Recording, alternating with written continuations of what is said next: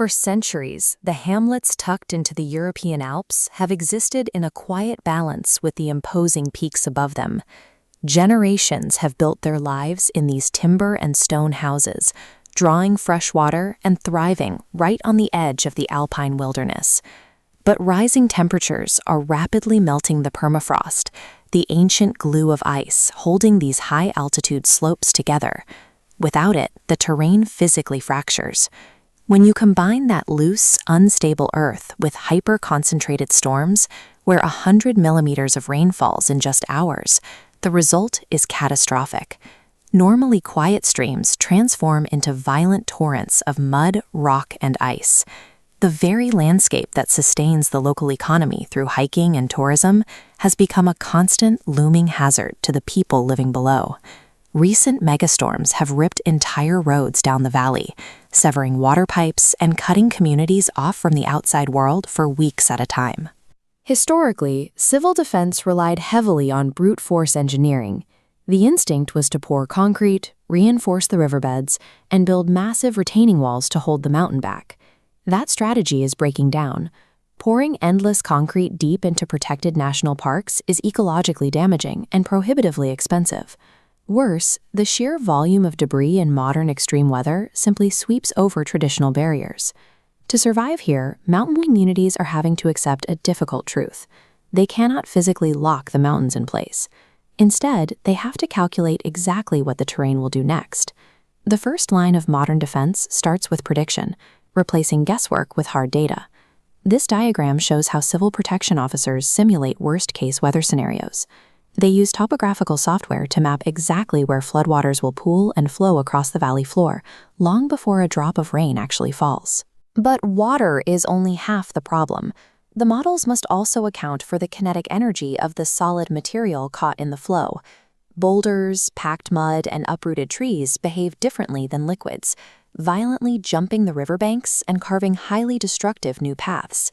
With these simulations in hand, local authorities can see which zones are undefendable. It gives them the exact data they need to pull critical infrastructure away from the riverbed and give nature the space it requires. Predicting the hazard zones is essential, but a map can't tell you exactly when a slope is going to collapse. Authorities need real-time data to trigger a physical evacuation. Sometimes the solution is purely mechanical.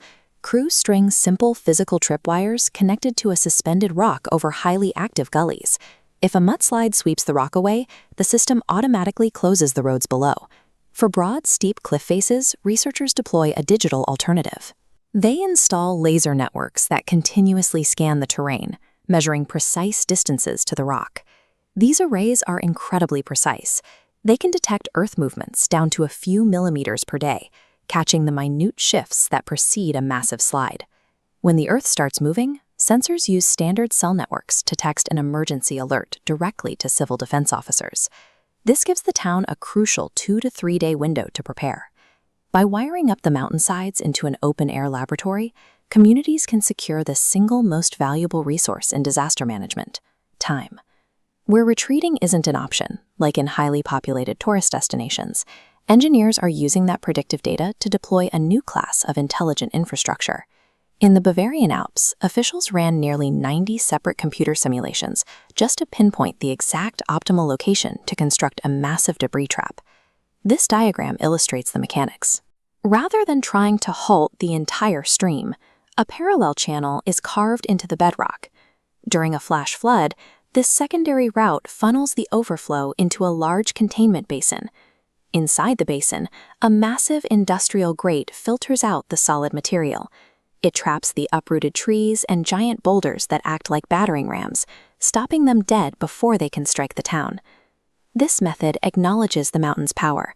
It catches only the most destructive solid elements while allowing the water to safely wash through the valley.